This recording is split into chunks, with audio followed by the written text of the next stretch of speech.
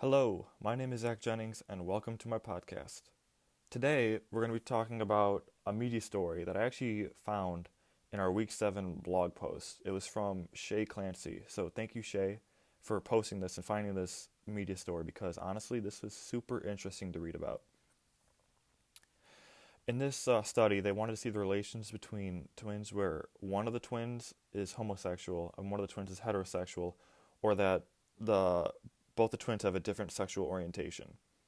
And I know a lot of twins, like a lot of my family and relatives are twins, but I don't think I know any twins where they where one of the twins has a different sexual orientation, which is weird for me to think about.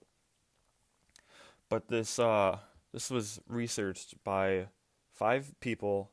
Their names are Tuesday M. Watts, Luke Holmes, Jamie Rains, Sheena Orbell, and Geralf Rieger. I hope I said that right. And they're all a part of the Department of Psychology at the University of Essex. So also I want to thank these researchers for doing this study because this was super interesting to read about, and I'm really glad I did.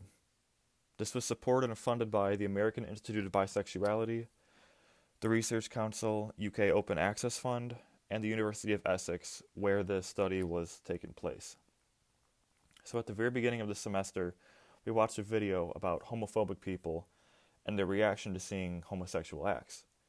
And in this case, it's very similar to that because they made each twin watch 6 3-minute videos, and three of which showed males and three showed females, and they were used as sexual stimulation to try and see if the heterosexual or homosexual responded to which side more.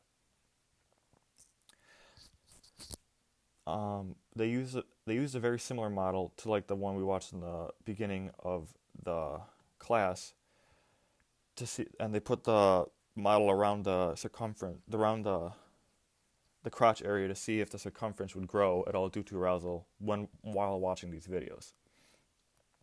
And they used that test.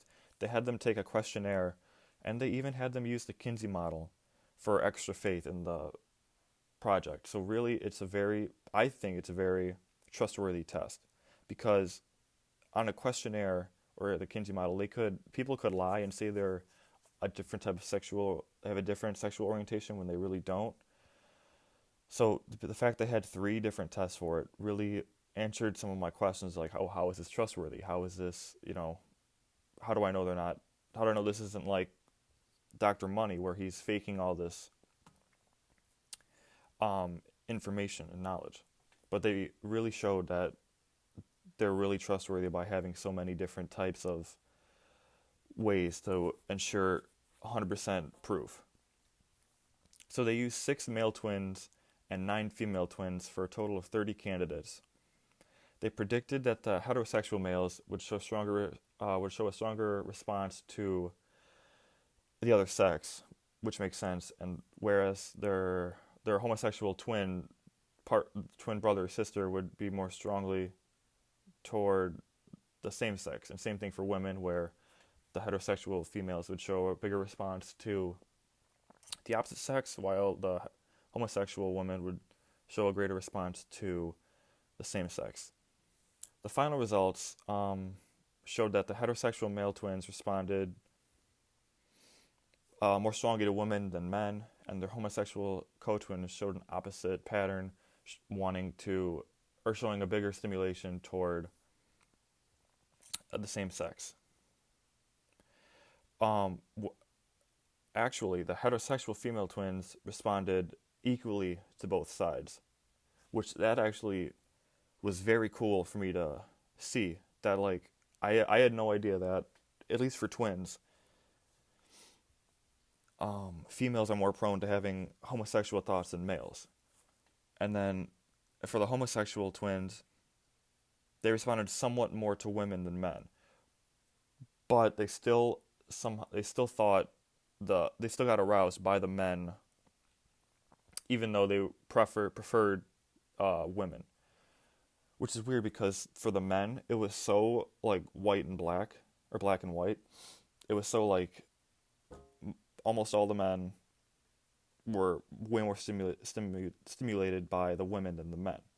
And then the opposite, like men were so much rather stimulated by for homosexual men, they were so much more stimulated by men than women. But for heterosexual women, it was 50-50. 50% they were stimulated by men, and 50% they were stimulated by women. And for the homosexual women, it was a little bit more women than men, which is that was really cool for me to see. They even did this test with individual heterosexual people and individual homosexual people, instead of twins, just to see if the results were consistent, and they were. So that really shows something right there.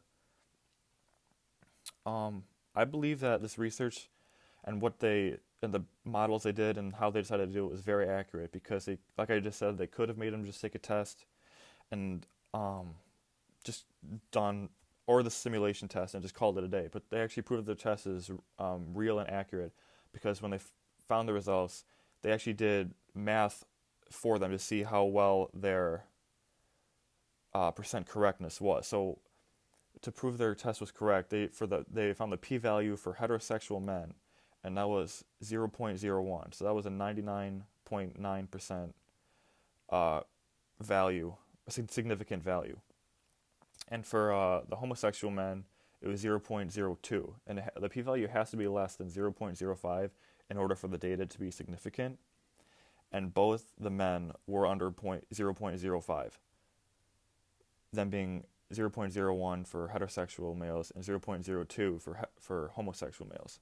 However, the heterosexual females also had a significant data with a p-value of 0.01, but the homosexual women, for the p-value was at 0.11, which is above 0.05, which makes it not significant. But it is very close to the actual data. That's basically saying it was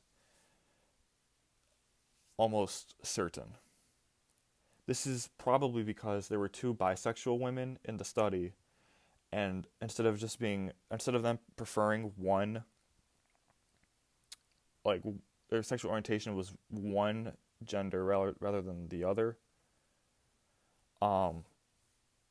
that could have thrown off the data, because they're bisexual and they could have preferred either the man or the female. Overall, I thought this was a super interesting case with even more interesting results. And they used 2 types of research models that we learned about in class, which I thought was really interesting, because this whole class was us learning about sex research and the different types of ways that people learned about sex and how they figured it out. And the fact that this study used 2 of them really impressed me, because I actually understood what was going on, and they're legitimate tests. I honestly would recommend putting this in to the model. I don't know if that's allowed or not, but I thought this was so interesting, and it could go very well with the David Reimer week 6 part, because this is almost like a nature versus nurture kind of thing. And David Reimer was way more nature.